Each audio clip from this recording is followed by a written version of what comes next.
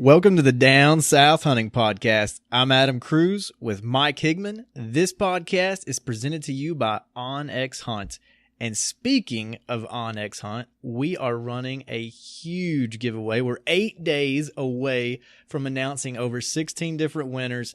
Mike, could you just talk a little bit about it? Tell the listeners about it if, we got somebody new that hasn't heard it yet or have found out about it on social media. Yeah, I don't know how you wouldn't have seen it if you've been following us on social media, but I'm sure there's somebody out there who doesn't know about it yet. And if you have not entered yet, you need to get in on this. I think we're up to like 18 winners, maybe getting closer to 20 different winners. And we got some awesome prizes. And it's called the Down South Hunting OnX Hunt New Ground Challenge. And the idea behind it is to encourage all of our listeners to be out banging on some doors, trying to get some permission for some new ground to hunt on this season. And the OnX Hunt app is perfect for doing that with the property lines they show. You can see the owners of different properties. I know you and I both have been utilizing it for that, and we will talk about that in future episodes. But you don't have to even do that stuff to enter the challenge. All you got to do is we'll put up a link in the show notes or follow us on social media. It's all over our social media to enter the challenge. Basically, you just need to either use your Facebook profile or your email address. You don't have to be on Facebook and enter to win. And there's lots of other ways to get more entries by sharing it and liking pages and that kind of stuff. Real easy. But we got some awesome prizes. I guess I'll go over a few of them, but I know I'm going to forget some too. We got a Browning trail camera. We got Mountain Ops. Man, Adam, do you remember the name of that stuff for Mountain Ops? It's Enduro? Is that right? Enduro. It's like it's a like pre-workout supplement. Or pre-hunt supplement if you got like a long hike or something in. So that's pretty cool, and they're giving a hat away along with that. We got some hats from Nomad. We got what am I missing here, Adam? Man, you're missing Vortex Diamond binoculars.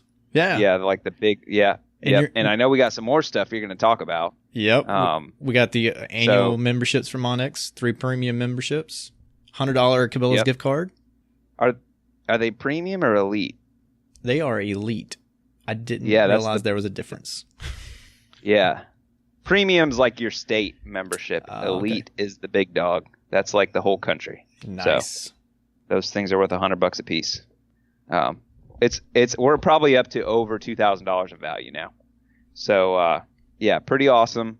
We're probably missing some people. I know we've got some scent attractants and scent eliminators and stuff that you're going to be talking about too. So what else we got added in? Can you tell us that? Because you got a huge announcement on something that's not added. So Let's hear that. The 2 new ones. The first one is 3rd Regiment Game Calls. That is a call company that is brand new out of Tennessee. 2 guys that are turkey hunting legends in Tennessee, Sid Herring Jr. and Chris Hunt, both came up with this company. They were nice enough to donate a few calls for this contest and this giveaway, so that's pretty cool. And then the new, what I would say is probably the most highly valued prize that we have, is a CVA muzzleloader, the Wolf Edition. So, guys, you got 8 days. Awesome. That is really stinking cool. And get your entries up. Make sure you're sharing it. Make sure you're liking all the pages. One thing is, I know we're getting some more reviews on the podcast, which I appreciate everyone that's doing that. Even if you're doing it to get extra credit in the challenge, I still appreciate the extra reviews we're getting. There's more ways than just entering your email. Now, you get a certain amount of entries just for your email, so you might as well take a flyer on that, even if you don't want to like other pages or whatever. Yeah. It's worth a shot, man. Somebody's going to win that did next to nothing. All they did is put their name in. You could literally post your shared link on some Facebook group and generate 500 entries for yourself. It's possible, totally possible, because as I have done this, I've definitely generated that many points, and I have to keep going back and deleting myself. But that's the way that you can gain more entries into the contest, is by having more people sign up under your link, and of course going and liking all the sponsored pages. And there are a couple people that have been pretty hardcore about it, where they've got a lot of entries. But the thing is, one, they're not guaranteed to win anything. They are getting a lot of entries. Two, they're only going to be able to win one thing. So don't worry about a couple people getting a ton of entries. They'll probably win something, but there's lots of stuff left over to win. So it's worth it, man. I'm excited about what we got going. We knew we wanted to increase this as it went along, and that's a huge get at 'em. So I appreciate you hooking that up and getting that. I appreciate CVA, and I definitely appreciate Rick Taylor. He is the man hooking that up for us.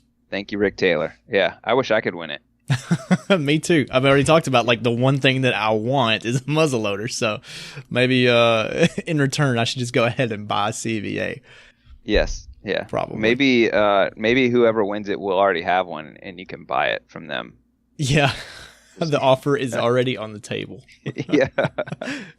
Yeah. Man. So, man, we got deer season for you starts this weekend. That is awesome. What do you got? You got anything new that you've been doing since last week? We kind of went through our deer season plans. Have you done anything since then to get ready? So I've really been on vacation, on family vacation, went and did some fishing. I've been working out of town. Didn't get to do anything there, but I have a really interesting situation. So the last podcast I had said, I had one trail camera out, one mineral station in one spot, another mineral station in another spot, no trail camera over it. I had my dad go ahead and move that camera to that second mineral station. And lo and behold, my brother moves his cellular camera to where my camera was. So my original place. So the other day, I'm, just at work or whatever, and I get a text message and says, check my camera out now.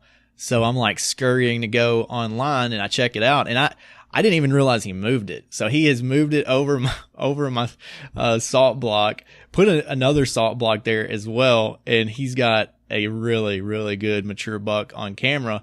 And so I'm thinking, wait a minute, does this mean he thinks he's going to hunt that stand? And so I don't even have to ask myself that question, or even hypothetically ask him that's his intention. That's cool. It's private land. It's family land, but Tennessee, it opens up Friday morning. I'm working anyways. So I guess he's got first dibs at it, but I do want to know from other listeners, what would you think if you had came, this is a brand new set on our farm. No one has ever came close to hunting anywhere within 250 to maybe 500 yards of this spot. I'm serious. No one's ever hunted here. This has been a little sanctuary. So I had the idea based off some other intel from last year, put a camera out there. Long story short, my dad ended up not turning my camera on last time. So if he had just flipped the switch on, we would have known for a longer period of time that this deer has been here. But anyways, should he hunt it, or should he have said, hey man, do you want first crack at it? I want to know from people. Let me know. I think I'm going to start a thread on hunting in the South, maybe a poll just to put a hypothetical out there and see what everyone else's viewpoint is. How about you, Mike? What would you think? What would you do if it was you and your brother? Yeah, so who gets first dibs is the question, right? Who gets first dibs? Man, I got a question for you first. Okay. Why did you get your dad involved, man? You got this little spot back there. I mean, I know it's family, but obviously there aren't some preset rules, man. You gave your spot away. What do you mean? My dad doesn't hunt, first of all. So he's just my camera guy. He's moving it. My dad stopped deer hunting a long time ago. So he's just moving my camera. How'd your brother find out about the spot? He went with me the first day that I threw it out. And I went with him when he threw it. So he went with you the first time you set it up. He put his out in a different spot where he did not have cell service. So he moved the camera to a place where he was getting no pictures. So he had this great idea, I guess. He didn't tell me about it, but he's just going to replace where my camera was at since my spot looks so good. Is he your older brother or younger brother? He's a younger brother, about 10 years. Okay. I'm asking a whole lot of questions, but your answers did not matter. Of course you get first dibs. It's your spot. So what do you think I told him? What do you think? But it's family property, so once you hunt it, then other people get to hunt it. That's what I'm thinking. Yeah. Then it's like fair game after that. Yeah. So I do have something else though. Didn't you tell me that like most of the property was like cleared? So is it like really limited, like the hunting areas? Like this is kind of an obvious spot at this point. It was select cut, so it's grown up a lot. I mean, the habitat's really good there right now, and the places are more limited, but it kind of hones in the places where I think we should be hunting, especially in the early season. I think you get into November, there's going to be a few question marks because, you know, the entire family at some point will have hunted there, and this small piece will be basically have more pressure on it than public land. So that's why I don't hunt it that many times every year. Yeah.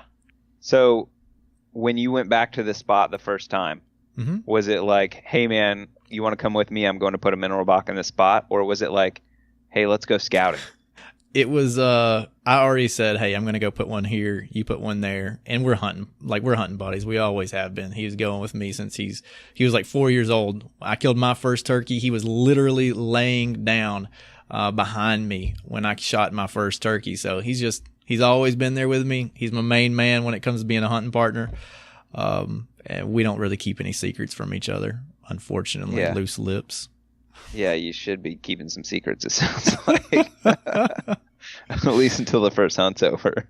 Yeah. So, well, I mean, I guess the catch, though, like obviously he doesn't have another spot lined up to go if he's moving his camera to your spot. Did he have a mineral block somewhere else? Yeah, he did. And you know what he had the audacity to say to me? He's like, well, was that really your idea to put that there? And I was like, yeah, man, it was my idea. Like, nobody's ever even set foot over there. Hey, man, weren't you saying like all turkey season you just wanted to film? You weren't too worried about shooting anything? Did I say that?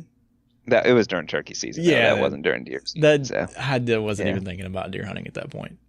Maybe you can tell him he can film for you if he doesn't have a spot to hunt. I almost did, man. But, you know what? It's whatever. Yeah, I mean, it's whatever, but you only get one weekend for the velvet hunt in Tennessee, so. Yeah, it's over after that. I mean, those deer will probably move, but you never know. You know, Dan Infault, he's talked a lot about mature animals and their lack of movement, in his opinion, versus like your 2 and your 3-year-old deer. So maybe some of these older deer will stick around. He also talks about how you shouldn't be putting a camera out and checking your mineral every 2 weeks or whatever if you're planning to hunt there. Look, no one said Dan Infault was right about everything. If you're going to pick and choose. Yeah. I'm trying to be optimistic, and I'm probably one of the most pessimistic guys out there, all right? And we said we were going to kind of keep this short. Let's go. Let's transition to your scouting trip.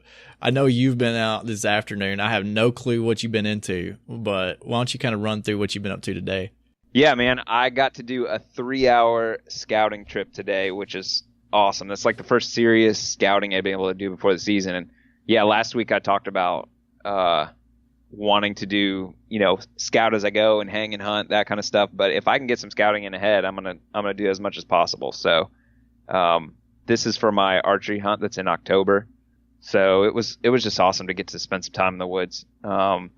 Didn't find a ton of deer sign, but they're still in velvet. So I'm not finding fresh rubs or scrapes or anything, obviously. But what I was looking for was some persimmon trees, like we talked to the Primos guys about, and Warren Womack. So I found one tree that's got fruit on it. So I'm excited about that. And hung a couple cameras, which I haven't decided, what we just talked about. Haven't decided if I'm going to check those cameras before I hunt those spots. It might be just check the camera and hunt at the same time. We'll see. And it's not necessarily exactly where I would hunt. But it was awesome getting in the woods. You'll never believe what I saw. Guess what I saw when I was out there? A hog. Yes. I knew it. Yeah. They're attracted to you now.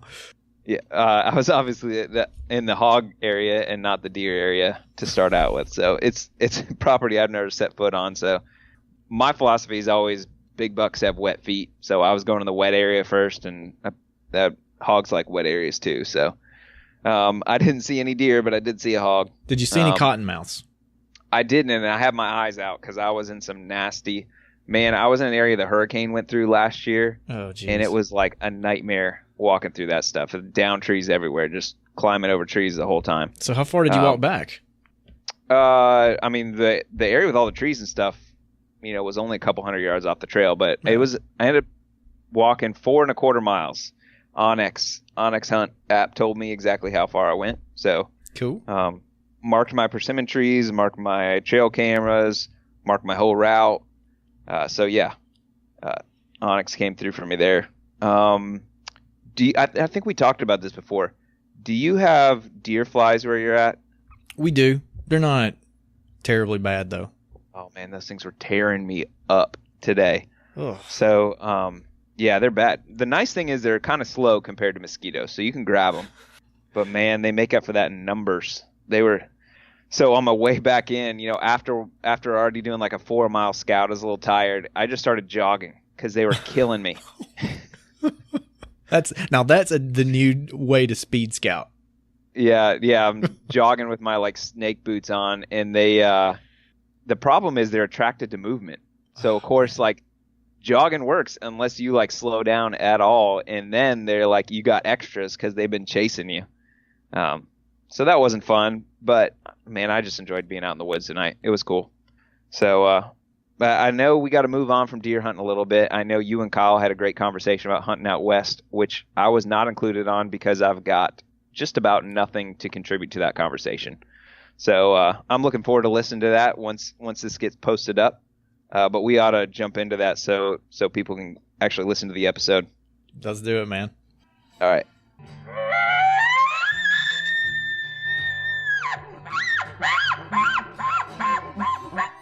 Good evening, everybody. This is the Down South Hunting Podcast, and this is Down South Goes West. Oh, yeah. I would love to start every podcast with an elk bugle. A matter of fact, I want to start every single day of my life with an elk bugle. I like that. Mike actually accused me of liking Western hunting more than I liked whitetail hunting for a long time. I mean, he actually gave me grief about it. Like real grief, especially like around the podcast. I can talk a little bit bad about Mike since he's not on. Man, pick at him. It's just it's a whole nother kind of hunting, completely different mindset than chasing whitetails, chasing turkeys, everything down south. It opens up its own can of worms. It does, man. I tell you what, I fell in love with the West when I was a little kid. My uncle, he would go out every year as long as I can possibly remember, and he would come back. Most of the time, either he would get him a bull or somebody in his group would get a bull, and we'd sit around on Sunday afternoons and he'd tell us about his adventures up there, the pain, the suffering, the good times, the kills, just all the adventures, man. And it just like, I don't know, it got into me at a really, really young age and started reading some of those magazines about elk hunting. But I'll be honest with you, I never, ever thought I could make it a reality. So it's really cool to have been able to at least tried it out. So how did you get the elk hunting itch? I know you guys have been going out west pretty much your entire life. Did it just kind of fall into place? So I'm real lucky that when my grandparents retired 40 plus years ago, they bought a little piece of property in the middle of a huge national forest in southwest Colorado and built a cabin up there. And that's sort of where they semi-retired. So they would spend half of their year at home in Louisiana, and once May rolled around, they would pack up and they would haul out to the high country, and they would stay there until the snows came in October. So they did that for years, and my dad, who was young at the time, started going out there and hunting elk and mule deer, and they started off I think gun hunting mostly and hunting with some muzzleloaders. And as archery got more popular and he started bow hunting a lot at home, he started bow hunting elk out there as well, and had a little bit of luck. It's all public land. It's a over the counter unit, and so he's been fortunate to kill 10 or 12 bulls up there over the past 30 years or so, which is pretty good luck as far as I'm concerned. Yeah, so I got to spend a lot of my time basically growing up there in the summers when I was out of school. So we would go up there and spend months at a time in between school years, and I would do a lot of hiking and scouting, and I would actually do all the preparations at the camp, helping my dad out, getting everything ready for the hunters to come in the fall. So he used to carry crews of guys up there, just friends and family, people he worked with. And they would all usually have a big hunt up there in September for a few weeks. So I became, I guess, the lodge boy or the packer, scouter. Somebody's got to do it, man. Right, going out there. And so I feel like I learned quite a bit, learned a lot about the mountains. Never got to hunt, though, because I would always be back in school by September. So last year was actually my first year after, going through school and then going through a, college degree, strenuous program, then starting my career and going through a few years of that before I actually had vacation. So last year was my first hunt, finally, after, 27 years. And, man, I had a blast. I loved it. Got to hunt with my dad, and, he really taught me the ropes, and still have tons and tons to learn, and look forward to learning every year here on out. Man, I think that's a good way for us just to go ahead and get this out in the open. Neither one of us proclaim to be elk hunting experts or Western experts or backpacking experts, and none of the stuff that we're going to talk about. However, both of us share a real passion for, looking into this stuff, researching it, talking about it. So I know you and I both have talked about doing this for a year, and just talking about what it's like from a guy from the South wanting to go out west, what it would take to get out there. So I'm looking forward to talking about some of these topics we've got lined up. Absolutely. And there is quite a lot to talk about in this field. I mean, this is a completely separate sort of subject than what we're used to, and there's lots of it. So we're gonna glance over a lot of it briefly tonight, and maybe in the future we can get into more depth. But anyways, where you want to start? All right, man. Well, let's just start out with the fact that, out west is different. You've got millions of acres of public land. I know here in the South, for me, I grew up on a family farm. I've got a place to hunt, but when I moved away from the family farm, I didn't have all those places to hunt. And then going and knocking on doors, finding different private properties didn't come easy. And there's not a ton of public land. And the public land that's here is kind of limited. So there's all kinds of limitations. But out west, it really is not that way. Right. There's, no joke, millions and millions of acres of public land out west. And we're very fortunate to have it. It belongs to you, me, and everybody else in the United States, and as long as we treat it respectfully and lawfully, we can use it however we please. And not to mention that there are tons of big game species. So I'm like 100% always, when I'm not thinking about whitetails or turkeys, if I'm thinking about going out west, I'm always thinking about elk. But there's mule deer, there's antelope, sheep. There's all kinds of stuff you can go out there and hunt. Moose, bears, cougar, all kinds of stuff. Cougar, yeah, man, it's just wolves endless. In some state. there's blacktail and man, there's coo deer, mountain goats, coos deer, everything.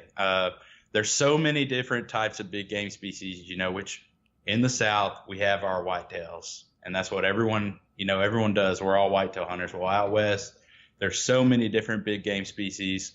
They're all different. They each have their own challenges, have their own hunting techniques. And so I think it's really cool for people to experiment on the different species, different kinds of hunting, and find, what they like best. But I'm with you, Adam. There's a lot of Western hunting I want to do, a lot of different species, but I feel like elk is always going to be my bread and butter, the thing I, think about the most. Yeah, same here. And another thing to think about is, I was talking about as a kid, I thought it would never be possible for me to go because, I think about going out west on an elk hunt. I think about the Primos videos. I think about all that stuff I see on the Outdoor Channel where most of these guys are buying outfitted hunts. And I just always had the preconceived notion I'm going to have to pay a lot of money to go elk hunting. But that's really not the case.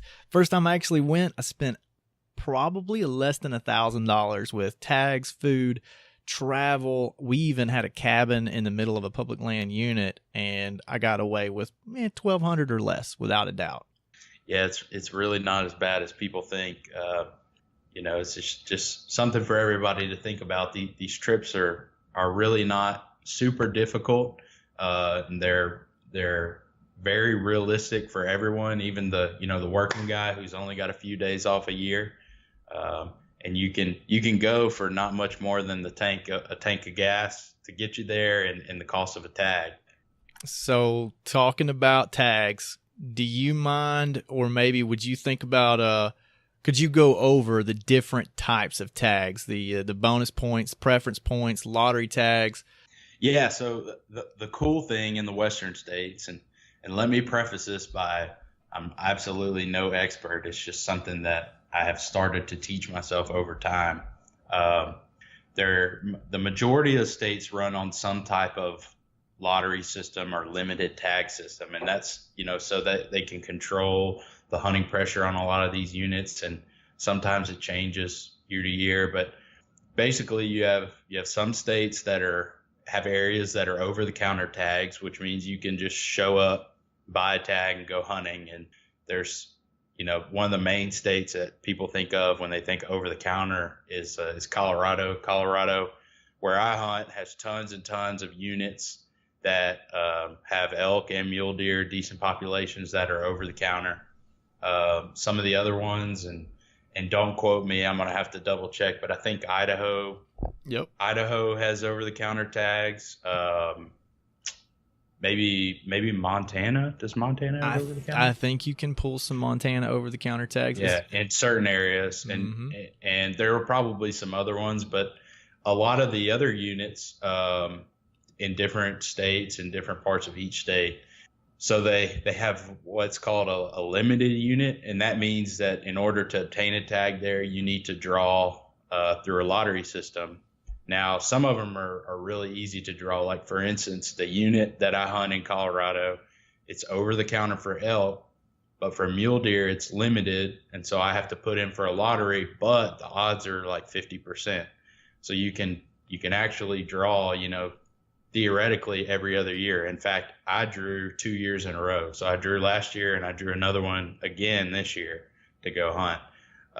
So even though it's a limited unit, doesn't mean that it's really hard to get. And of course, that they're on all different scales. So obviously, the better a unit is, the harder it is to draw. And so what states have done, and each state is different. So some states have what's called a preference point, and some have what's called a bonus point, and they're kind of the same thing. We won't get into the differences, but basically, if you put in for the lottery for a certain unit in a certain state and you don't get picked, you get awarded a preference point instead. And in most states, what that means is the next year when you put in, that you are put in for either double the chances or triple the chances, however many preference points you have. Or if it's a bonus point system, sometimes that means your chances are weighted. And I know that sounds really complicated, but like I said, each state's different. So you just kind of got to dig into, what you're interested in. But then you have like your very top level, like super awesome units, like super hard to hunt, that have like the biggest animals in them. Like, for instance, several units in Arizona where there are literally like 400-inch elk there. It can take years to pull a tag there. And it's like that for multi-species. And then you have stuff like mountain goats and sheep and moose, which are usually pretty hard to draw across the board in all the states in the U.S. because there's just not a lot of hunting opportunity there. But when I say that, you can still draw that tag. It's still a possibility. So, that's kind of cool. We won't go into each state, but just for instance, like I really like Colorado because it has so many units that are over the counter, like tons of areas to hunt, that anybody can just go and buy a tag and hunt there. But then in the meantime, you can also put in for what's called a preference point. So we talked about preference points already, but instead of actually putting in for the lottery, you can bypass the lottery and actually just purchase a preference point every year. That way you don't go through having to pay the same amount of money for the tag and getting it refunded. You can actually just pay, I think it's $25 or maybe $50. Every state's different, and just buy that preference point. And so you're buying yourself a chance for in the future, and you can just accumulate points over the years until you decide a higher tier unit that you might want to hunt, and then use all those points. It's kind of like collecting tokens at Dave and Buster's or something like that. You can cash those in one day. It can feel pretty complicated when you're trying to look at it. Like if you're Randy Newberg, which I can't remember how many states Randy puts in, I think for all the states, and he's always building his points. I mean, that gets complicated. You need Excel spreadsheets, but it can be very simple if you just kind of narrow down different states you might want to hunt. So look at those particular states, see what their laws are, see what their point structure is. I keep it really simple, man. I got 2 states that I want to do over-the-counter hunts in, and I'd like to go every year, but I haven't made that a thing yet. So in the future, I want to go every year, and the 2 states that I would choose would be Colorado or Idaho, and I could go elk hunting every single year over-the-counter in one of those 2 states. At the same time, if I'm going to go to Colorado, you might as well buy your preference point. So that's as easy as buying your whole license. I think it's around March time frame. And you just put in like what you said, that for that preference point, they'll keep basically $25-$30 in Colorado, and they refund you the rest. So it's real simple. So building a preference point in Colorado, I buy a preference point in Wyoming for $50 every July. So when July rolls around, I just send them $50 for an elk point, and those points are accumulating. And then the other state that I really focus in on is a lottery state, and that's New Mexico. So New Mexico is completely by luck, and eventually, you should be able to draw one of those really good units, but you can if you don't put in for it. So every year I'm putting in for New Mexico, and if I draw that, then all other states are off the table, and their draw is before any of the other ones that I have to buy points or whatever. So it's pretty simple, man. I keep it simple. I got a blog post on Down South Hunting, and I'll link it in our show notes. So if anyone's interested in just seeing a really dumbed down version of how to build some preference points in just a couple of states and kind of keep it cheap every year, I found a pretty decent way to do it. And, it's not like I figured all this out. I've used a lot of resources over the years to kind of find my strategy. Yeah, I definitely agree with all that too, Adam. So sorry for my long-winded ramble, but it's a pretty complicated subject. And what you're talking about is basically your tag strategy. So that's something that's really interesting when you look at, hunting out west for people who are serious and want to do it year after year. You can actually build a strategy, so to speak, of how you want to buy and draw tags. And it kind of gets really interesting. And that's something that, Randy, like you mentioned, Randy Newberg, he's very good at. So for me, what I do every year, so I'm in, I guess what you could say, like the early stages of my Western hunting career. I'm just starting out, but I've luckily was thinking ahead in some of those years, like when I was in college, and knew that I wanted to do these hunts someday, but wasn't able to do them now. So I started buying points in Colorado in particular, because there are some top tier units in Colorado I would love to hunt one day that are going to take a whole lot of points, like 25 plus. And in the meantime, I can continue to hunt my over-the-counter unit without using those points. So I started building points in Colorado. Then I would add a state here and there. And basically where I'm at now, every year I'm buying points every year for Arizona, Wyoming, Utah, Nevada, Colorado, and then of course some whitetails and others. But for those Western states, I'm buying usually a elk point and a mule deer point. And there's some other off the wall ones I'll pick, like, in Nevada, I think it costs like $10 more to add a point for like desert sheet. Why not $10? Maybe one day I'll get lucky and draw that tag. Probably not. But when you go searching in these different units, there's some pretty cool stuff. So I'm building points in all of those different states with no intention to hunt them in the next couple of years. But I'm building that sort of repertoire of points so that, 10 years from now, when I might have a little more time, I can whip those out and use them and hunt, a really cool unit, or a unit that might have some bigger bulls, bigger deer, or, less hunters. So that's something y'all can think about, even if it's not realistic right now that you can hunt there, take a trip. You can slowly start to build some points in some different areas so that when you're ready, you can use those. Yeah, and it's really important to think about the long-term strategy here, because even if you're thinking, well, I don't want to go hunting for, out west for 3 years or 5 years, well, you need to be building points maybe even further out than that. And, these bodies don't stay young forever. So to have a point strategy that will keep you going and keep you hunting for years to come is very important.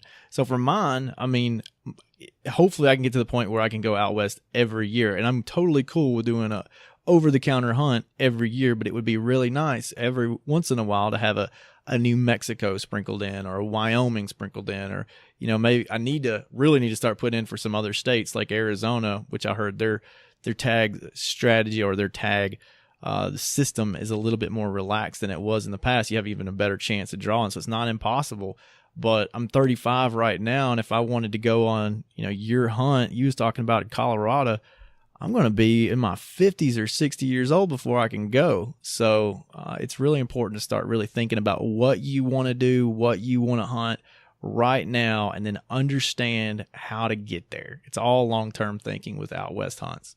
Right. And of course, that's just if you want to hunt some of these better units. There are a lot of people who are perfectly happy to just hunt an over-the-counter unit every year, guaranteed to have that tag, and just go year after year after year. And that's what my family's been doing, where we're at. My dad's been hunting that same unit in Colorado for going on like 40 years now. And we just go back year after year, and I'm sure I will too, because that's kind of our core like family area that I sort of grew up in. It's a cool unit. It's got beautiful country. The quality of bulls is not great, just because it gets pressured really hard. It is over the counter, but there's elk there. There's plenty of legal elk there. And just like I told y'all, my dad's killed 10 or 12 over the years. So there is success and to be had if you put the work in some of these areas. Mike Eastman talks a lot about in some of his books about hunting the same area for 5 years consecutively. And I think there's a lot to be said about that. And then what your family's doing is because you really get to understand the lay of the land, where the elk sleep and eat and breed, and where you can go to hear a bugle, start learning where how the thermals work and the wind works within the mountains. There's so much to be said about being on what I would call your home turf. So there's absolutely nothing wrong with going to the same place every year that's just an over-the-counter unit. And heck, I would encourage it. I know Mike Eastman does. Yeah, definitely. And, talking about Eastman, for those of you who are not familiar with Eastman's hunting, there's Eastman's Hunting Journal, Eastman's Bow Hunting Journal. The Eastmans are a family out of Wyoming that sort of I guess you could say really revolutionized, Western hunting and brought it to the table. Started some of the first videoing out west, and of course now they have magazines, they have a podcast, and they have this really, really cool resource that if any of you are interested, I would encourage you to check out. It's called the MRS, or the Members Research System, and it's essentially a book that they compile every year, and it has every state, every species, and all the statistic breakdowns on points, on units, on areas. It's this huge book that has got this mountains of data in it. And so it's a really helpful resource when trying to plan some of these trips, maybe looking at some different units to hunt in some different states, or trying to decide what species you want to go after. And there's a lot of content out, on Western hunting. What's some of the stuff that you like, Adam? I'll piggyback on your comments with the Eastman's MRS. OnX just added the Eastman's MRS overlay within their mapping software. Now, I haven't actually used this. It's like a $10 add-on feature, but what it sounds like is that you can use the same information that you just talked about within their mapping software. And I really wish I'd have bought it and started using it before the podcast. And I totally plan to next year before I go. But, as far as research, that's a really, really great one. Another one that I've personally used, and I did this all last year, and that was Elk 101 University. Have you tried that one with, was it Corey? Oh, yeah, Corey Jacobson. Corey Jacobson, yeah. Yeah, so Elk 101 University of Elk Hunting is what he calls it. So if anybody doesn't know Corey is I think he's the 9-time world champion elk caller. Obviously a very, very successful elk hunter, has, grew up out west. He lives in Idaho, I believe, hunts multi-states every year for just elk. That's his thing.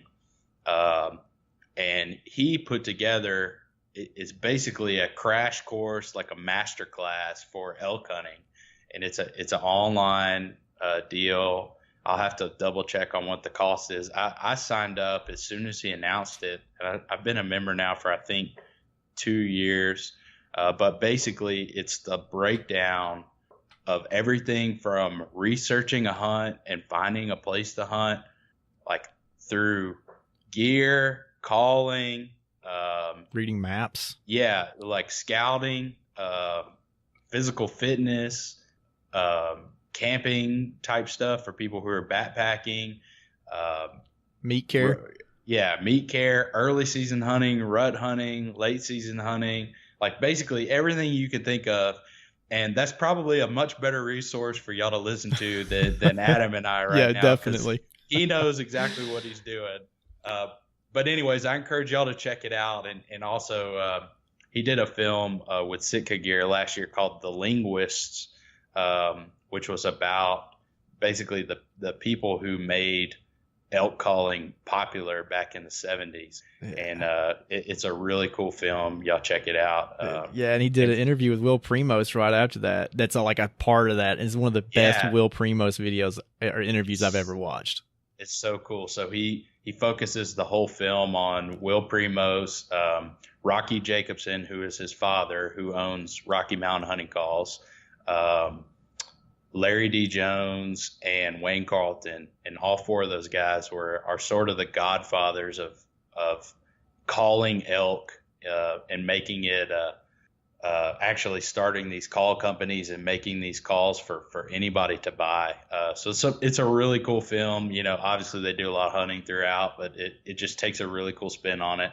And if you want to get to know, Corey a little better, check it out. Also, Corey's got a new podcast called Elk Talk that he does with Randy Newberg. Yep. That's just starting out. They're only a couple episodes in, but he's got a lot of really good information out there. So I'm sure going into the future, it's just going to be a wealth of knowledge. And Randy Newberg. Yeah. Oh, go ahead. Yeah, I was going to say, I listen to tons. I listen to more Western hunting podcasts than I do deer hunting podcasts. So do I. And there's actually there's a lot more Western podcasts than there are for whitetail, and a lot more readily available information that way. So, I think for Southern guys like us, it's one of the main ways we can learn, because we just can't realistically be in the mountains, for maybe just a week a year, Yep. So that kind of helps cut our learning curve a little bit. Obviously knowledge is no replacement for pure experience, but it can definitely help you in the long run. A couple of more of my favorites would be Kafaru Cast, Gritty Bowman, The Rich Outdoors. I've been following him since literally, I think he posted his first podcast. I jumped on it and I've been listening to it. He's got like every Wednesday he puts out an elk hunting podcast during about August is when he starts it up. So there's just tons of them out there. J. Scott Outdoors. I know I'm missing some. Yeah. So Randy Newberg's got one, and then now he's got the Elk Talk one. I really like Journal of Mountain Hunting. That's a good And one. that's kind of more like intense mountain hunting stuff. Like they focus on a lot of like sheep and mountain goat kind of stuff. Let me think. I got another one I can think of, and You this said is Gritty, right? I did say Gritty, and I think Gritty Okay. kind of split up and is doing a couple of different things now. But we talked about it last week. Those first 30 are just totally dedicated to a guy. His first 30 episodes are dedicated to guys and gals wanting to go out west, really their first time, how to prepare with gear, what to expect, like the mental aspects of going out west and hunting. It's so deep and so good, just those first 30 episodes of Gritty Bowman. Yeah, definitely. And I really like the Rich Outdoors also. I regularly listen to that one. And also one of my favorites is Eastman's Elevated, which is Eastman's, the company that puts out the magazines. They also have a podcast that's really good. Lots of good information there. And there's a couple of guys that have a podcast that are Easterners, and they go out west hunting, and it's called East West Hunt, and that's put on by Todd Waldron and Jeff from Alabama. So these are two guys, one's from New York, one's from Alabama. They got together, built a blog, built a website. It's really cool. They're kind of doing some of the same stuff we're doing now, and they interview a lot of guys that are wanting to go out west or Easterners going out west. That's a good one to check out. It's a little bit different than the norm, I'll say. Yeah, definitely. And before we wrap up resources, one thing I really want to put out there, this is probably the best resource for guys who are wanting to hunt out west. It's a website called gohunt.com. Oh, that's good. It was started just a few years ago, and they've blown up. And basically what they have done, if you can believe it, is they've taken all the research and data and statistics from every state out west, every unit, every species, and broken it all down into basically a system that you can use online. And basically it's got sliding filters, and you can use that to find units you want to hunt. So you could go and you could select the state. Say we want to do, Idaho. You select Idaho. They'll ask you what species. You tell them you want to do elk. Then you could tell them what you're looking for, either an over-the-counter tag, or I think Idaho has limited tags too, right? There were some limited units. They do, yeah. They have some, and it's a lottery state as well, so right. Everybody's got the same choices. Okay, well then Idaho wasn't a good choice, but if you picked another state, and so we'll say Colorado. So say we're looking at Colorado elk, and say you've got 6 preference points right now, and you want to hunt early archery season, you can plug that in. You want to hunt first season archery, you've got 6 preference points, and say you want your success odds to be, higher than 20%. So you can put all that data in, and it will spit out, say 3 or 4 units or whatever it is, 3 or 4 units that would fit your criteria, that you could probably draw 100% chance of drawing these units with that many points. And then each one you can go and click on, and it gives you a complete breakdown of the entire unit, maps, historical weather data. I mean, anything you can think of that can pertain to hunting is in this. It's really unbelievable how much information they've got. I spend way more time than I should just cruising around this thing, just trying to absorb information. So that website, that feature is a paid feature. I think it costs, if I remember right, it's like $120 or maybe $150 a year, which sounds like a lot of money, but if you're real serious about researching, definitely check it out. I believe right now, they do this every year. Right now, they have a code that you can actually sign up and do a 30-day free trial, and you can use all the features and kind of decide like if you really want to purchase it or not. I definitely suggest y'all go check it out, if anything, just to go play around on the filtering tool and see what's up. They do a lot of really cool other things too. They write a lot of articles. They put out tons and tons of gear reviews, And then they also just recently, I think maybe about a year ago, they opened a store where they sell a lot of really good hunting gear from different companies. And if you are a member of Go Hunt, you get a significant discount, and you also can build up points through purchasing, which you can use back in their store. And actually, the point build up on merchandise is pretty high. So you can get quite a bit of money to spend back and buy more gear, which is, what we all like to do. Definitely. So anyways, that was long-winded, but I would definitely go check it out. They're an awesome resource, great company to support. Got some really cool Western stuff going on there. Well, let's pivot to gear. What's the one piece of gear that you think is the most important for you to have when you go out into the backcountry? Ooh. And let's stay with clothing. Let's go with clothing choices. Narrow that down. The one piece of clothing. Yep. That's maybe a toss-up for me, because first of all, I want to say a good base layer system. Mm-hmm. A good base layer system is just integral on any Western hunt to pull that moisture away from your body and kind of help you regulate your core temperature. But I will also say a packable, like, puffy jacket. So I love to keep like an insulation layer, like something that I can pack up really small and keep it in my pack at all times. And that way, if I need it, it's there. Because temperature swings. So people who haven't hunted out west, like, don't realize how much the temperature can swing in the mountains. I mean, it can easily be, 70, 80, 90 degrees in the afternoon, and an afternoon thunder shower roll in and the temperature drop to 40 degrees. It could rain, it could snow. I mean, the temperature swings are violent in the mountains, and it can always change. So it's good to be prepared for that. What about you, Adam? So I'm going to go with something a little different. I will say, like, the layering system, I think, is probably the most important choice you'll make. But I think as far as an article of clothing, I'm going to go with pants. I've worn a lot of different pants in a lot of different situations, growing up hunting, being in the Marine Corps, tried a lot of different materials. But if you have on a pant that's going to rip, or that's going to kind of keep all your sweat in there and make it one big sponge walking around through the woods, it just can be absolutely miserable. So I'm going to say the pants, but I got to agree with you on the layering system is the first thing that popped in my mind. And up until this point, I've been a merino guy, or merino wool, and I'm definitely going to try some synthetics out during deer season before I head out west again in 2019.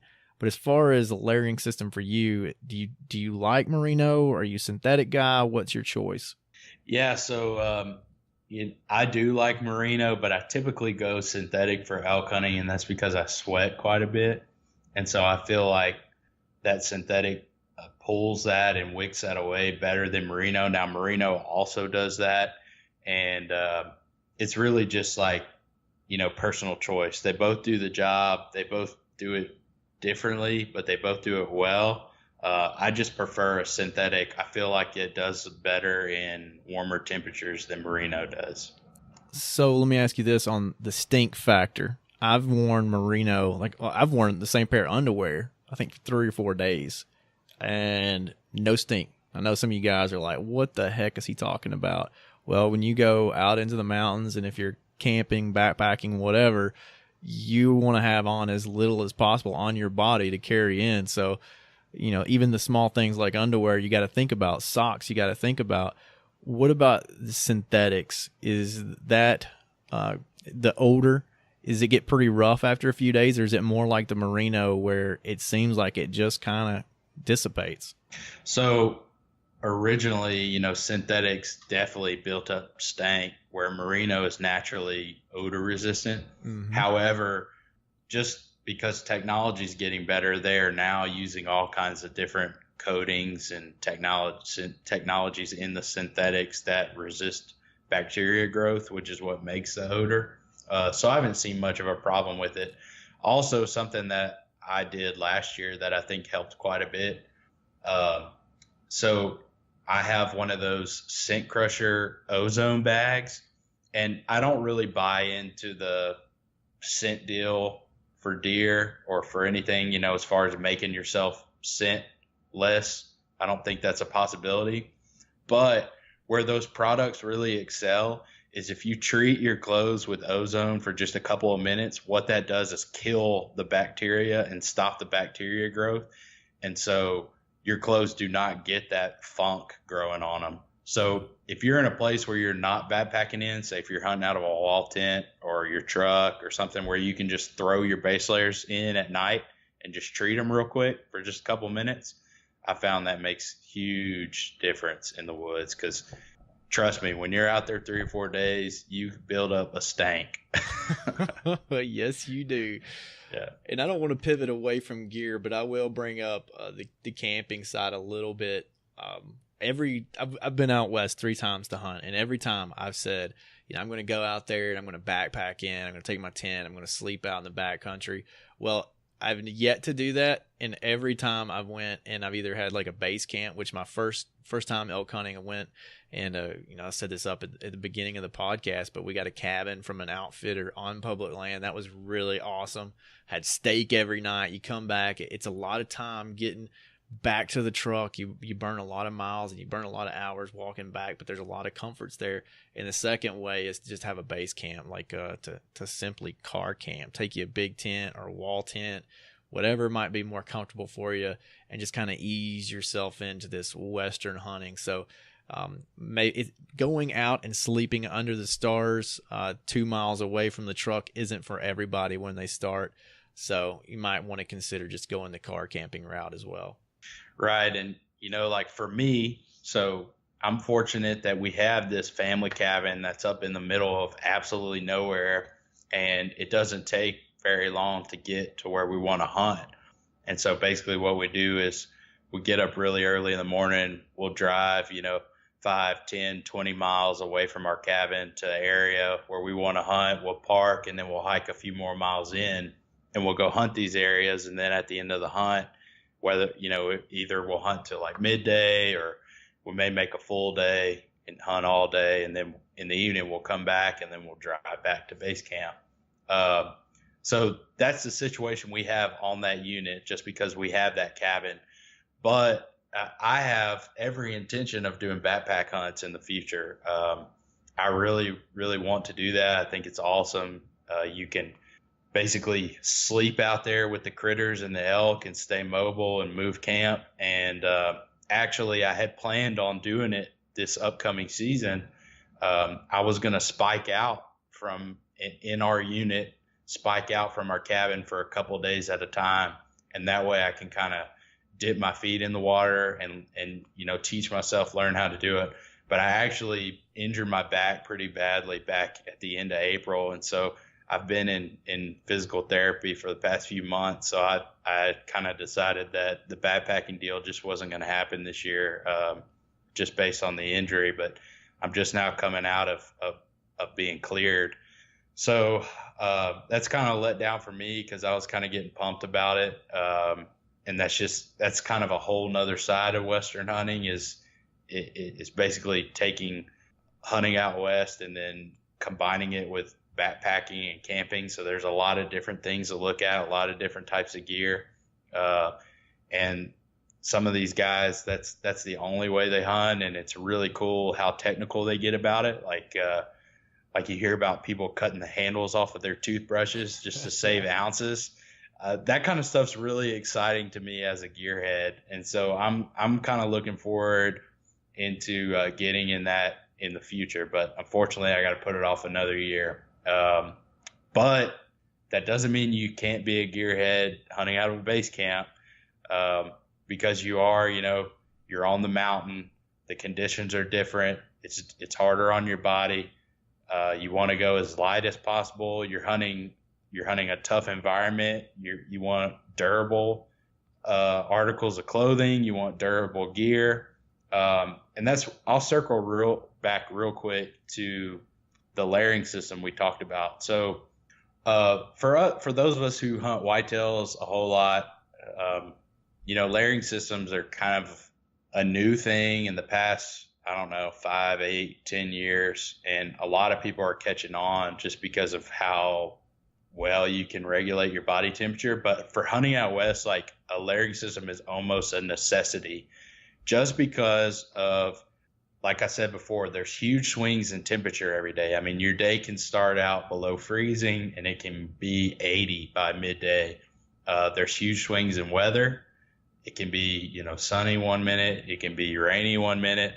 And also there's a lot of differences in physical exertion. So you might be hiking, up a hill for 30, 40 minutes in the morning to get to a glassing spot. And so you're at a high exertion level. And then once you get to the spot you want to glass, you may glass for a couple hours and you've gone to like no exertion and you're covered in sweat from hiking up there. So like having a layering clothing system that you can use to, adjust what layers are on your body and take off and put on new layers and layers that wick moisture away from you is like a necessity for maintaining your core temperature and your comfortability out there. So many times you'll ask a Westerner, what gear do I spend money on? What are the top priorities? And they'll tell you three things: pack, boots, and maybe your clothing system. So as far as a pack and boots are concerned, what are you running? What have you run in the past? What do you think about those two topics? So I'm using Crispy Wyoming Gore-Tex boots. Crispy is a brand out of Italy that makes super great Western boots, but there's a lot of other good brands out there. Loa, Scarpa, Kenetrek, just a few. These are like high quality boots. So, when you're out west, it's not like hunting whitetails where you're sitting in a tree stand. Like you're on your feet nonstop, and so having a boot is probably the most important part of your system. If you get blisters an hour in on your hunt, you're pretty much screwed because you got to either keep going or you got to go back to the truck. So having a good boot is important. You're hunting a lot of crazy topography, a lot of different crazy habitat. Like you might be crossing like some rock slides or going over, deadfalls. So having a lot of ankle stability is important. Depending on how your foot's made, arch support, stuff like that. And these higher tier boot makers, obviously make a higher tier boot. Yeah. So it's something you want to check out. And it's one of those things like, you get out of it what you put into it. So you spend a little more money, you get a better boot. It's probably going to work better for you than a cheap boot. And just to throw this in there, another point, it's also really important to break that boot in before you go to the mountain. So your morning hike going up from base camp is not where you want to break a new pair of boots in. So I've been told by different people over the years different things, but one thing I always heard was put on your boots, walk through a stream, get them soaking wet, and walk until they're dry, and your boots will be broken in. I don't know about the science behind that, but a lot of old timers have told me that, so I trust them. Usually, if I get a new pair of boots, I'm going to try to put at least 5 miles on them before I go hunting in them. And, that can be just walking around the block or hiking or whatever have you, but it's important to get those suckers broke in. And if you don't want your feet to be in a miserable amount of pain for your entire trip. Yeah, and it's also good to think about what time of year you're going. So I went to Montana a couple of years ago in November, the very first of November. And when I got to Montana, it was 60 degrees, 55 degrees during the day. And I had the same boot that I would normally wear in Colorado in September, which is a Solomon, like a 40X. It's considered like the boot of the Navy SEALs. It's really a boot you can get for about $160 on Amazon. It's a synthetic boot. It feels like you're wearing a tennis shoe. It's great for my foot. But by the fourth day into Montana, it started spitting snow, and I didn't have the right boot. And these suckers leaked. My boots literally froze like ice blocks, and I was miserable. We had to like kill the hunt for half a day. We had to drive way out into some town and find some old rocky insulated leather boots. You really need to also consider what time of year you're going, where you're going. Do some research on what type of weather conditions you're going to run into. So whether or not you need insulated or uninsulated. But again, my favorite boot, for that September archery hunt in Colorado. I'm going to continue to go back to the Solomons. I think I'm going to actually pick me up some Crispies as well. I picked up some, I think it's Valdres. I don't know how you pronounce it. Yeah, that's a good one too.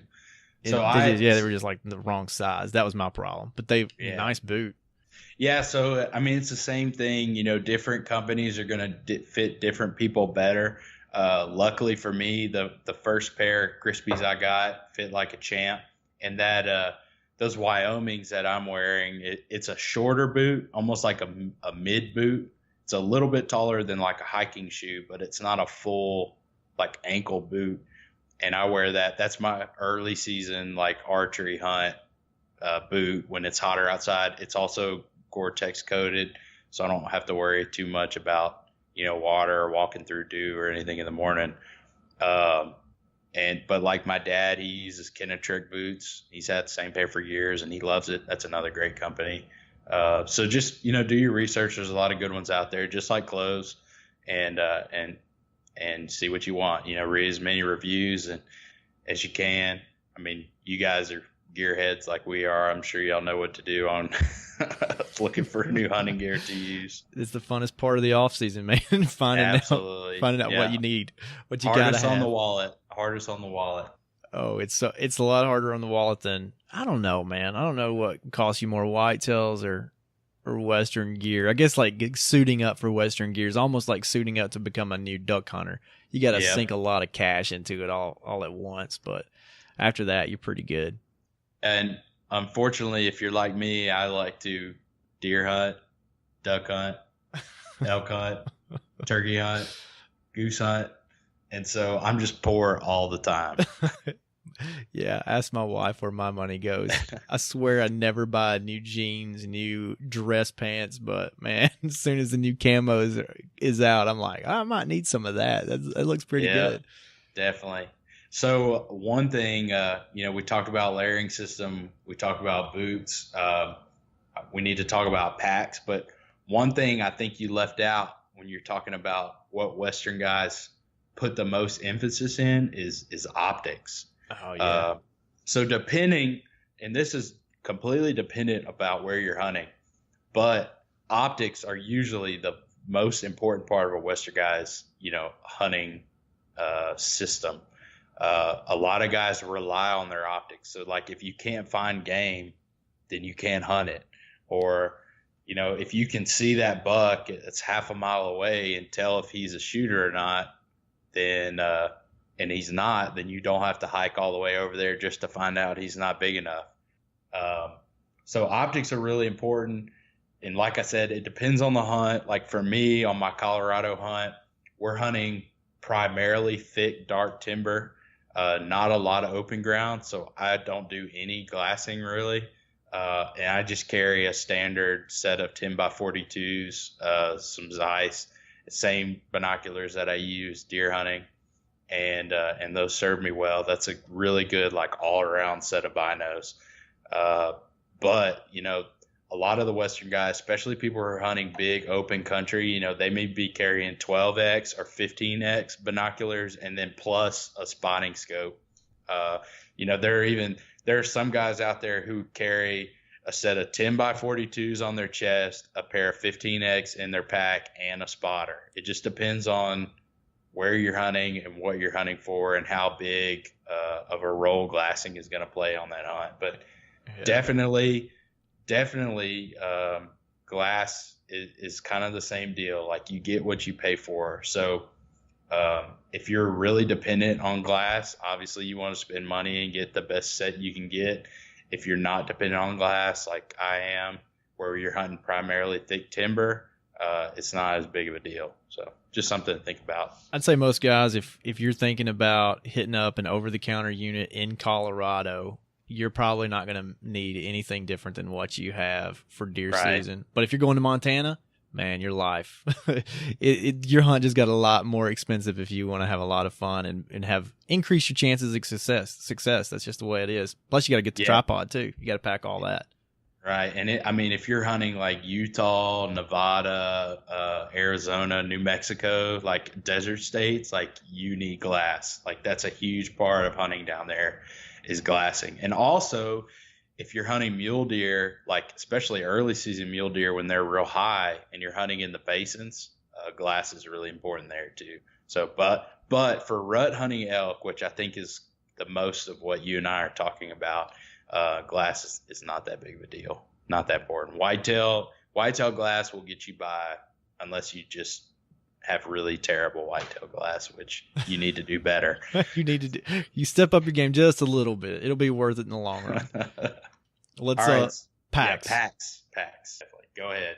All right, I've had a few different packs. My first trip out west to Colorado, I was actually in the Marine Corps at that time. I think I might have brought my old Molly or Alice pack with me, my issued pack, but I didn't use that. I actually used a Walmart pack that had just like a couple of aluminum strips as a frame.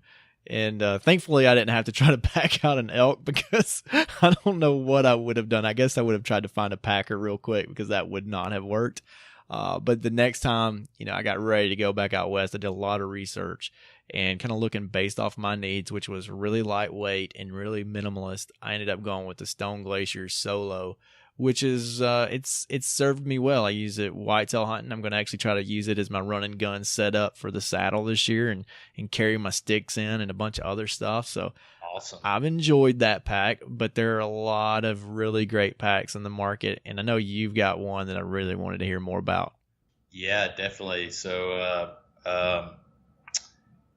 like I've got a few different ones, and on my particular hunts this year where I'm hunting out of a base camp, so I am not carrying like a big, heavy, or not heavy, but a big, like large capacity backpacking pack. Mm-hmm. I'm carrying a Tenzing. I think it's a Tenzing 220. It's just essentially a day pack. It fits all the gear that I need in it. Main thing for me was a water bladder sleeve. That was kind of a important factor, and then just enough gear for some extra layers and just a kill kit and some stuff like that. So that's what I'm carrying for my day pack. Now I'm kind of in the market for a backpacking pack still, even though I'm not going this year. I was going to buy one this year, and obviously with the back injury, I put it on hold, but I do plan to do a lot of backpack hunts in the future. So I'm looking at a Mystery Ranch Metcalf, which is, we talked about Mystery Ranch on the last podcast. I recently got one of their new whitetail packs, but Mystery Ranch makes really good packs, and the Metcalf is kind of an all-around great backpacking pack for like week hunts. I think it's around 4,500 cubic feet. Also, like Stone Glacier, like Adam said, Glacier makes killer packs. Kifaru makes great packs. Exo makes great packs. I'm sure there's some other good brands out there. It's just another facet, like gearheads, like so much cool stuff to look at. Like I like the Stone Glaciers in particular because they're like super minimalist packs. So if you're like really about like saving ounces, like they're probably top of your list because they make a super, super light, super strong pack. The Mystery Ranch I like a little better because it seems to have more features, I guess, in it, and it seems to be built a little stouter. That's just my take on it, but like I said, a lot of good companies out there to look at. And there's so many differences between a pack, and you wouldn't think that there were, but my brother has a Kifaru, and I can't remember if it's the Nomad or which one it is. Maybe the Mountain Pack, and I can't remember the exact model, but man, his is you can tell it's heavier, not crazy amount like heavier, but the frame and the belt is a heck of a lot nicer. So he's giving up on some weight here. He's adding some weight on, but he's gaining comfort. So if he and I both had 100 pounds on our back, he's going to be happier he had the Kifaru versus me with my Stone Glacier. There's just a lot of give and a lot of take and a lot of research. Then again, it comes down to, how much are you willing to pay to. Most of these are around the same price, the name brands we mentioned, but you can go on places, trying to think of, where is that?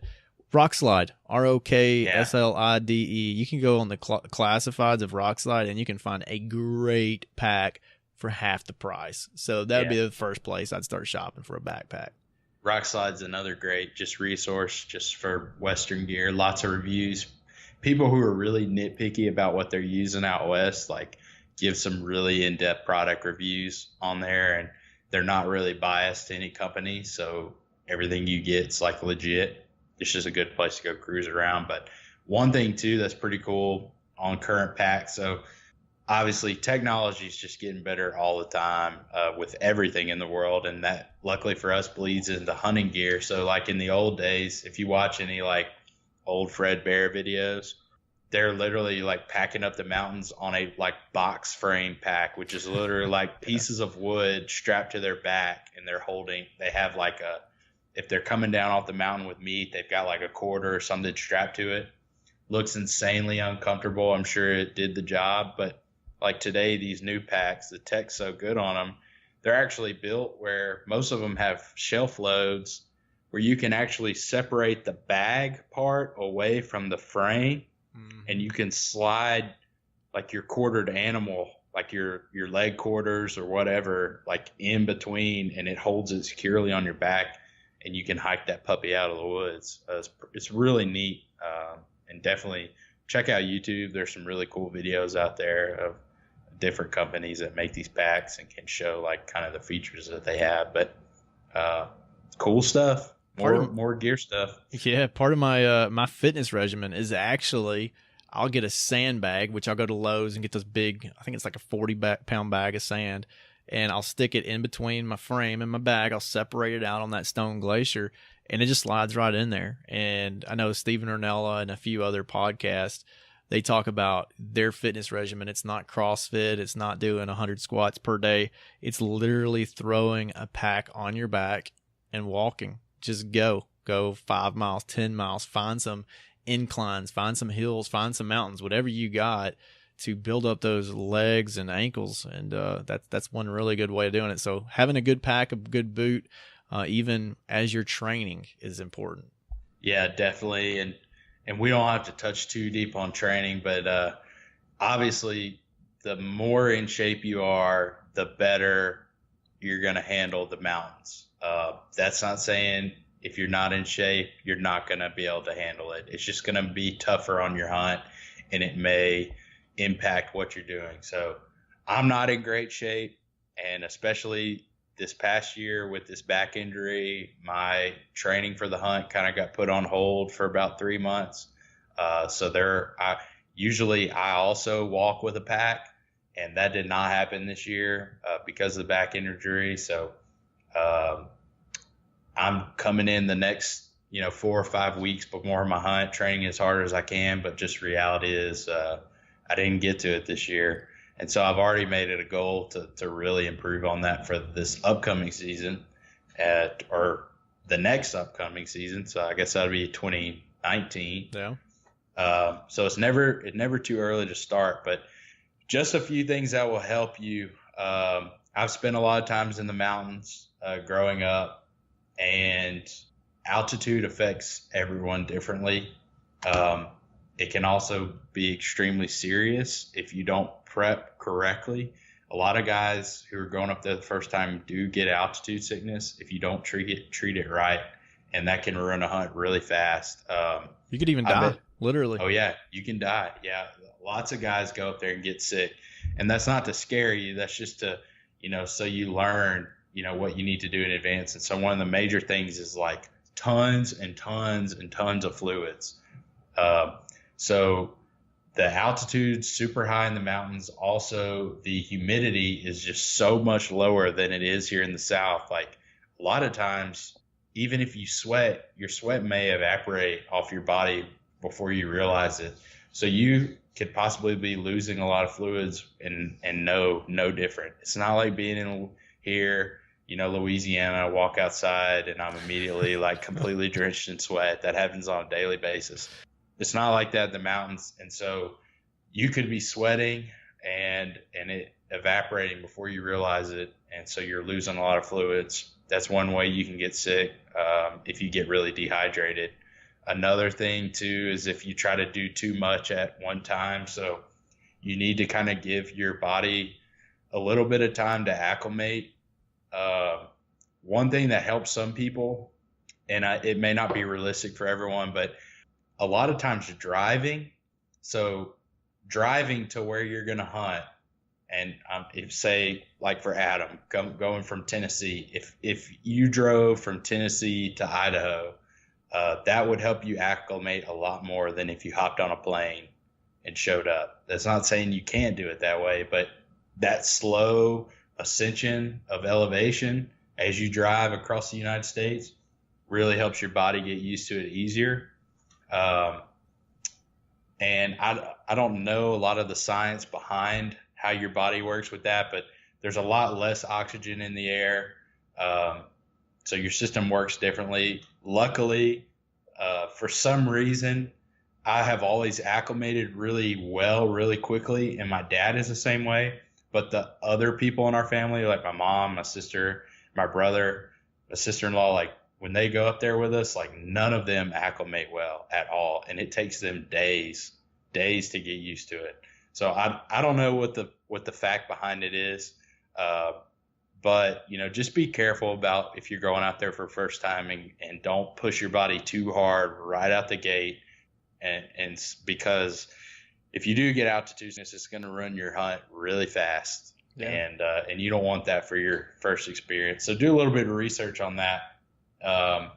As far as like training, back to training, you live and die by your legs in the mountains. And so there's a lot of fluff on the internet now. And a lot of people are putting in this emphasis about, hitting the gym and getting crazy ripped to go hunt. That's cool. And I'm glad for those guys. It's not 100% necessary. Now, obviously the better shape you are, the better your hunt's going to be. But just like Randy Newberg always says, he always jokes about eating Dairy Queen all the time. So funny. And he goes out and kills bulls every year.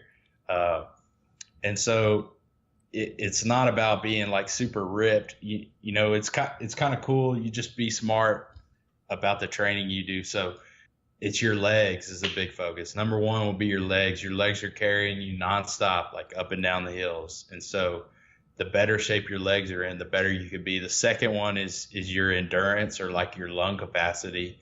And because the oxygen is so much less than it is like down here in the South, like the better you are at endurance, like obviously the better your body's going to work. So, going out there and doing a bunch of push-ups may not help you too much. I mean, no. do some squats instead. So, and Adam, you can probably tell them a lot more about working out for out west. I don't know that I'm a great resource. I'm pretty round. I drink a lot of beer and eat a lot of boudin balls. So boudin balls. Anyways, and some honey buns cakes and honey buns. Yeah. So I'm not a great resource on that, but I'm going to do better. And I say that, so I'm looking forward to 2019. I'll be healed from this back injury and ready to tackle mountains on a backpack hunt. Man, so I all feel my for stuff you. on my back. Yeah. The back injury will put you down. And I don't know if I ever talked about this on last year's podcast, but all last year I was leading up to going on an elk hunt last September, and I'd had a back injury that I was milking and had been going to physical therapy, kind of the same thing as you. And I ended up developing migraines. I don't know if it was from the back injury or what, but I had migraines for almost 50, 60 days in a row, and I had to call my elk hunt off. Man. And that's why I didn't plan an elk hunt this year, is because I've been so scared that was like coming back. But kind of a few months ago, I felt like I've done some things to get a little healthier, eating better, not too much better, but anyways, doing some things to work out and get a little healthier physically. And I've joined a CrossFit box again because I did that like 3 or 4 years ago, got in the best shape of my life. And I really like the CrossFit because it's really leg centric focused. So every day we're doing some kind of squats or, box jumps or running, and it's a lot of cardio and it gets your heart rate going. So that's not for everybody, but if maybe you're still younger in your years boxers, or maybe you like a little bit of more of a military style workout, CrossFit is so much fun. Other than that, I run and I will definitely throw weight in my pack because I have chicken legs, and that's something I'm working on with the CrossFit. But man, my legs and my ankles especially, they need the extra load on my back to get ready for the mountains. Even if it's just 20, 30 pounds in my pack, like my ankles need that because that's some serious inclines and declines. So you need to build those muscles and those tendons up and just make sure everything's good to go there. That's about the only advice I got. I'm not a fitness expert. I'm not an expert in anything, I don't guess, but I do know that if the more work you put in it, the more you'll get out of it. And heck, it's just more enjoyable and you'll live longer and be healthier. So there's nothing wrong with just working out, period. Definitely. Yeah. So, me, I live here at 5 feet above sea level on the Louisiana coast. So there are no mountains for me to climb or hike. My stuff, like in the past, I've put a pack on, a weighted pack. Obviously, I can't do that this year. But I just hit the Stairmaster at the gym or do a treadmill on incline.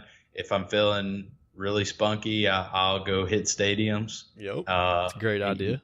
Go out to the local high school and just go up stadiums. It sucks, but it will help you in the long run, or just, doing some running to build endurance. And like I said, I'm coming off of, about 3 or 4 months where I just haven't been able to do anything. So I'm spending this last 4 weeks before I leave on my trip just trying to hit it as hard as I can. But the mountain is still going to kick my butt. But it's another lesson. Yeah. Well, let's round this thing off with strategies. Now, neither one of us have notched an elk tag, but there are definitely things that we've learned along the way. You have a dad that's been going for decades. I've got an uncle that's been going for decades. I know that you've sat down, you've discussed strategies with him. I've done the same with my uncle. I've had the pleasure of hunting with him one time, and I learned a ton, and I learned more from my mistakes than I did anything else. But if you've got some strategies you might give to a rookie, novice elk hunter, give them up now. Let's talk about that. So strategy, just like a lot of things, is really dependent on where you're hunting. And I feel like where we're hunting in my unit, it's super high pressure. It's an over-the-counter unit, so it's also has a pretty well-defined road system throughout, and so that means there are a lot more people in there. It's not a wilderness unit like a lot of them are, so we have to deal with a lot of other hunters. And what I found helps my dad and I is getting off the beaten path. Even though this unit does have good access and we're staying at a cabin in the middle of it, we still drive to remote areas and then hike deeper in, 2, 3, 4 miles, from the truck, to get away from, as far as we can, away from people. That has helped us. Like I said, I haven't notched a tag yet, but that's how my dad's been successful. We did get into elk last year, got into bulls, probably 4 or 5 days out of my, 8-9 day hunt. So I feel like that in itself was pretty successful. So, try to get away from people. Let's see, calling. We're talking about elk hunting and elk hunting during the rut. It's kind of like turkey hunting. It's kind of exciting, except the elk weighs like 800 pounds as opposed to a 20-pound turkey. But and screaming at you. Yeah, they're very callable, and it's really exciting. But same thing with like hunting public land whitetails. Like these elk are used to getting called at, so they're used to terrible callers. So the better you can be at calling, and I guess the better your vocabulary is, the more successful that will help you in the field, kind of understand like what you're saying to the elk. And I'm no expert caller at all, like, especially if y'all heard my terrible bugle at the beginning. I'm still learning myself. But it's, the better, it just like turkey hunting. So the better you can be at calling, just one more skill, one more skill in your arsenal, and it can really help you be successful and distinguish yourself from all the other hunters in the woods. Typically how we approach a hunt, so we go to an area, and this is kind of different because we've hunted this area so much in the past. Like, we have a pretty good idea of where there might be elk. Even though they do move around quite a bit, it's kind of the same thing, like year after year. Like, there's wallows in this spot. There's an old lick in this spot. Like, here's a basin like they like to feed in. So we know a lot of those areas. So we'll approach these areas in the morning early, well before daylight. We'll hike in deep, and then we'll listen. It's kind of like being on a turkey hunt. We will listen for those first bugles, and we try to let them bugle on their own. If we don't hear anything, as days break in, we may throw some out and just see if we get a bugle in the background. But when you get that bugle, we'll kind of try to make a move on a bull if he's within a reasonable distance. Normally, they're like a mile and a half away across like 3 canyons. That just seems to be how it is most of the time. So just to taunt us, I guess. But yeah. Anyways, we'll make a move on any bulls, and then we'll try to set up a calling situation. So my dad and I hunt as a team, and he's kind of teaching me the ropes. So I'm the shooter, and he's doing the majority of the calling. But we're kind of calling in tandem, and that way we can sound like a multitude of elk. And we're not going to go into elk calling specifics in this podcast, but if you're interested in it, definitely look it up. There's all kinds of resources. Like I said, Corey Jacobs is probably one of the top resources you can check out. But one thing that I found my dad does I think is really cool. People don't realize how noisy elk are. So deer, whitetails for the most part, are very quiet, and they sneak through the woods. Well, elk are more like cattle, and they make a ton of noise, and especially since like the cows are generally in herds, and so you're talking about 10, maybe 20. At least 4 or 5 animals that are. I think a cow elk is probably at least 400, 500 pounds, and like a bull, you're talking about like 800. That's a big animal going through the woods, and when you're talking about a bunch of them, like, it makes a lot of noise. So my dad gets really realistic with his calling, and he's usually taking a stick and like banging on stuff, not just to replicate like antlers on a bull, but just, cows even, they're stepping on sticks and breaking stuff and cracking stuff. If you've ever heard a lot of cows going through a wooded area, like, that's what elk sound like if they're in a herd. So that helps with the realism factor. And that's something I'd never really thought about until I hunted with him last year. Let me think of what else. So what elk typically do is every night, or at least where we hunt, they bed in the canyons during the day. They bed on steps in the canyon, which basically, if you have a canyon wall that's really, really up and down vertical, there will be like a bench on it, which, if you know anything about topography, it's like a spot where it flattens out before it drops off again. Or as Dan would call it, the military crest. The military crest, yeah, if you're a Dan Infall guy.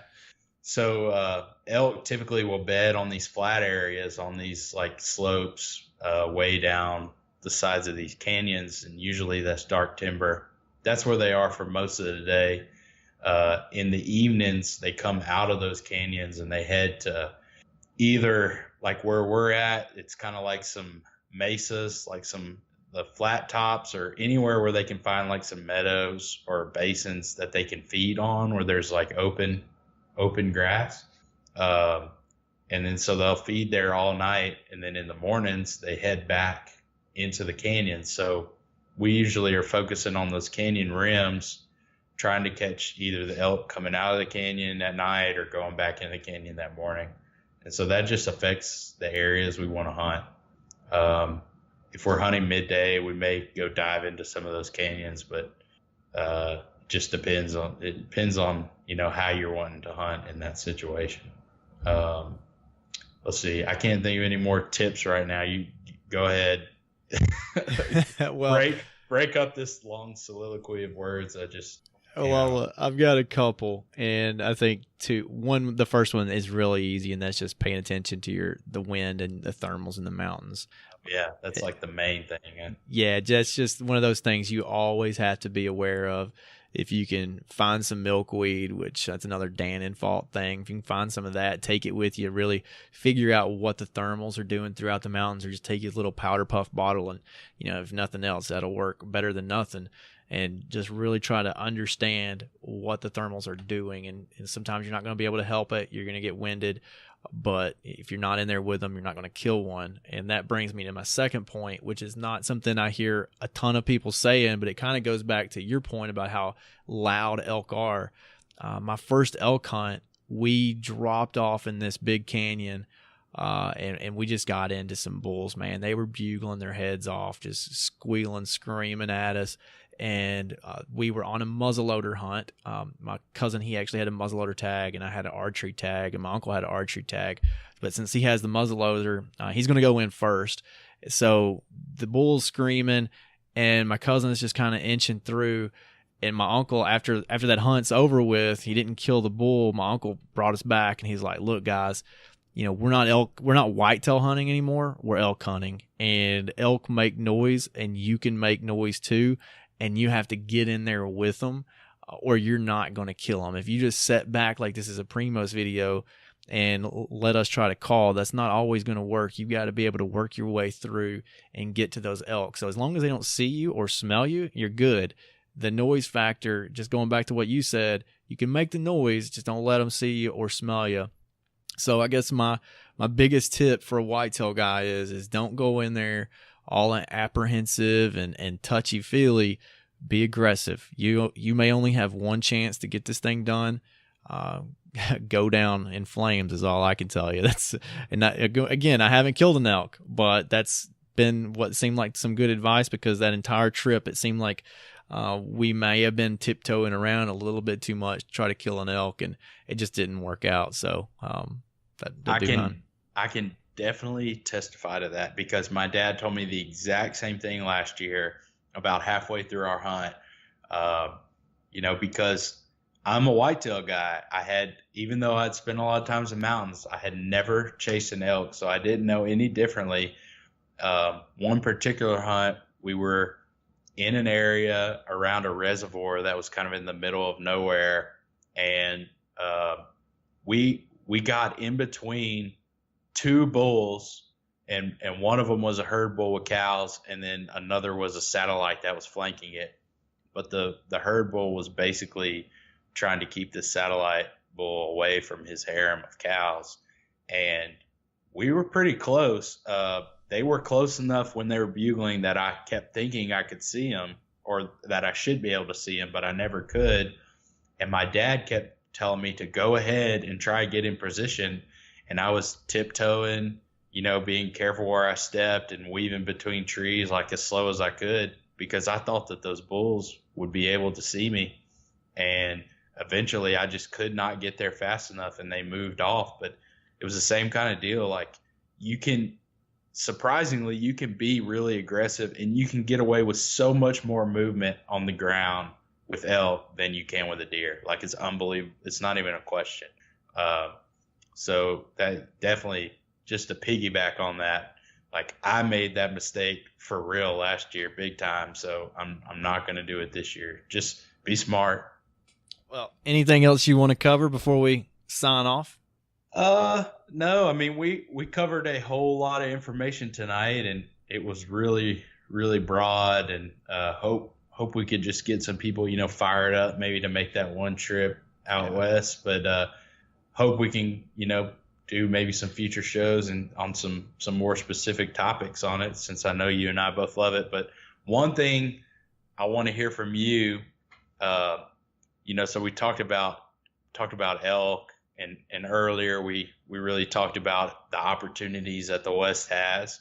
So I want to hear about, like, maybe some dream hunts that you want to do say one day, some Western type hunts. Oh man, there's so many. The first, I definitely want to do a spot and stalk archery mule deer hunt.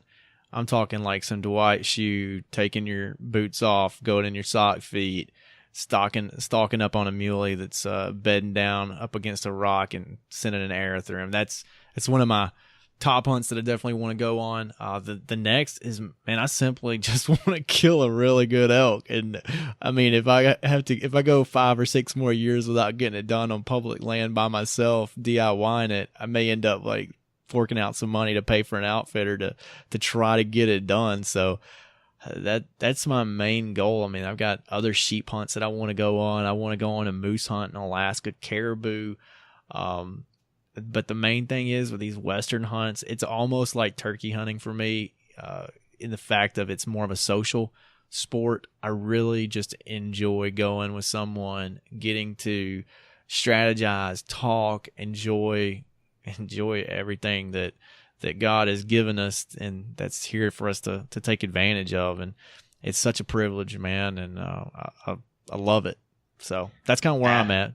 Absolutely. So, I'm kind of in the same boat. I mean, so my goal, just to touch base on this hunt, my goal is to just kill an elk. So I have an over-the-counter tag, and it is either sex. So if I get an opportunity at a cow, y'all best believe an arrow is flying because KB wants meat. Backstrap at KB's house. I'm hungry. Okay. So I've been fortunate, but also spoiled in life that my dad was a pretty good elk hunter, and there was usually some elk in the freezer. Well, he's been on a dry spell for a couple years. I haven't killed one yet, and we're out. So freezers are empty. So if I get an opportunity at a cow, I'm taking it. Obviously, we're hunting bulls, but I'm shooting the first legal elk I get a chance at. I like it. That's another good tip. Right, and that's another thing we didn't really touch on, but so a lot of people get really tied up about hunting trophy deer. I don't feel like it applies the same way no, for Western hunting, at least not for us coming from the South and going out West. Like Western hunts are hard.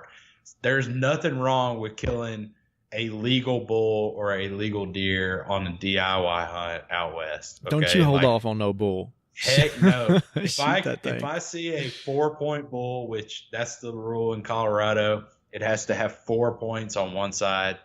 If I see a 4-point bull, which is usually a 4x4, like that arrow is going to go. Or if I see a cow, or if I see a bigger bull, I'm going to take the opportunity that has been given to me. I'm more picky at home when I'm chasing whitetails because I have the privilege to be so, but not on a DIY hunt. Like I'm meat hunting. I'm there for the experience. I wouldn't tell a new turkey hunter to hold off for a long beard. I'd say shoot the first Jake you get an opportunity. Same deal. If it's legal and you can do it, like it's the same way. So it's just like taking a new deer hunter who's never been on a hunt before and then shaking his hand when he kills a forkhorn. Like there's nothing wrong with killing a forkhorn. Like you gotta work your way up. So get that experience. That's right, that experience. So anyways, back to dream hunts. So I've been building tags for years, and I'm going to continue to do so. And there's a lot of great hunts that I want to do. I don't know when they're going to happen or in the future, but main thing for me is, I want to hunt a lot of different states for elk and mule deer. We didn't talk much on mule deer hunting tonight. Like I said, I do have a deer tag in Colorado, but basically we're elk hunting, and if we have the opportunity at a buck, I'll take it. That's probably not going to happen, hunting on ground for elk. But you never know. The unit that we have in Colorado is actually really good for deer. But unless you're hunting them like the very beginning of bow season in August and you're hunting them like really high in the basins, it's just almost impossible to kill one just because the area is so thick. But like when I was there in the summer times growing up, like I had like 180, 190 bucks like in the backyard in the evenings. Like there's some really big deer in that area. they're just super hard to hunt. Oh, man. Anyways, so I just want to hunt a lot of different states in the future for elk. I would love to, some of these top tier tags are where I'm going to be hunting some really big bulls, and I would love to kill a 350, 360, 370 bull one day, which is super big. Mainly for me though, it's just seeing a lot of new country and hunting a lot of different places. So that's just really my main goal, is just making a lot of these hunts in different states over the years. Number one though, I would love to do, I really want to kill a sheep with my bow one year. And it's really hard to do. It's almost impossible to draw any kind of sheep tag in the lower 48. There's tons and tons of sheep in Canada that are, ready for us to go hunt, but it costs a lot of money because it takes a lot to get into sheep country. And so it may not be feasible, but one day I would love to either kill a Dall sheep, maybe in Alaska, if I ever drew one of those tags, or kill like a stone sheep somewhere in Northwest Territory or something like that, or the Yukon. But those are like dreams of mine, and I'm a long ways from being in sheep shape.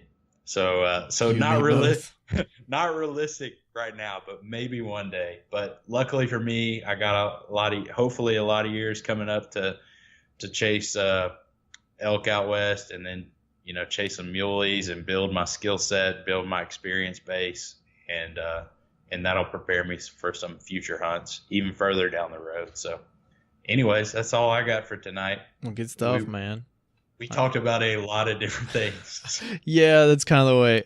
I mean, this, like you said earlier, we didn't go deep into anything. It was just like a broad range of topics. And really what I hoped, and I think both of our goals out of this podcast, was to get people interested in going out west and hopefully share some of the things that we've learned, especially around the resources and places that we've learned things about going out west. Because when you decide to make that leap and go, man, the first thing you got to start doing is researching. You got to dig deep dive in there and really know all the different topics you need to research. So hopefully this might have helped some people figure out what they might possibly need to dig deeper into and figure out more about certain topics. So hopefully that people got that out of this.